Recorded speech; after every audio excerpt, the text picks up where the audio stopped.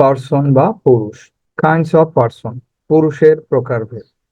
Person তিন প্রকার, যথা ফার্স্ট পার্সন উত্তম পুরুষ, সেকেন্ড পার্সন মধ্যম পুরুষ, and the last one is third person নাম পুরুষ। ফার্স্ট পার্সন বা উত্তম পুরুষ কাকে বলে?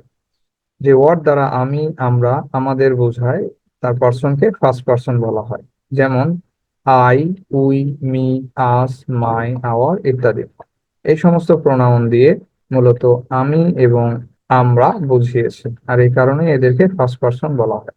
সেকেন্ড পার্সন বা মধ্যম পুরুষ, যে ওয়ার্ড দ্বারা তুমি, তোমরা, তোমাদের ইত্যাদি বোঝায় তার পার্সনকে সেকেন্ড পার্সন বলে। যেমন ইউ, ইওর। ইউ দ্বারা তুমি এবং ইওর দ্বারা তোমাদের বোঝায়, আর এ কারণে এগুলো হচ্ছে সেকেন্ড পার্সন। থার্ড পার্সন নাম পুরুষ। ফার্স্ট ও সেকেন্ড পার্সন ব্যতীত অন্য সকল পার্সনকে থার্ড পার্সন বলা হয়। যেমন he, she, it, Nazrul, him, his, how, it, them, there, they, sky, table, pen ইত্যাদি। এক কথায় আমি এবং আমরা, তুমি এবং তোমরা ব্যতীত সকল পার্সনই হচ্ছে থার্ড পার্সন। সেন্টেন্সে এই পার্সন গুলোর ব্যবহারের ভিত্তিতে এদেরকে কয়েকটি ভাগে ভাগ করা যায়।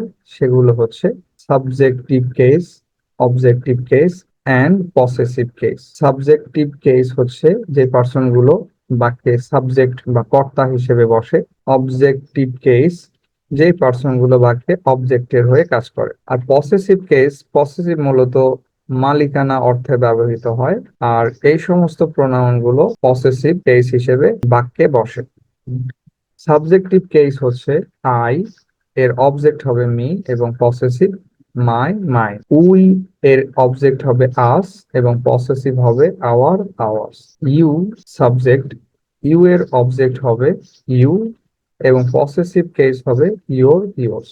হি সাবজেক্ট হলে তার অবজেক্ট হবে হিম এবং পসেসিভ কেস হবে হিজ।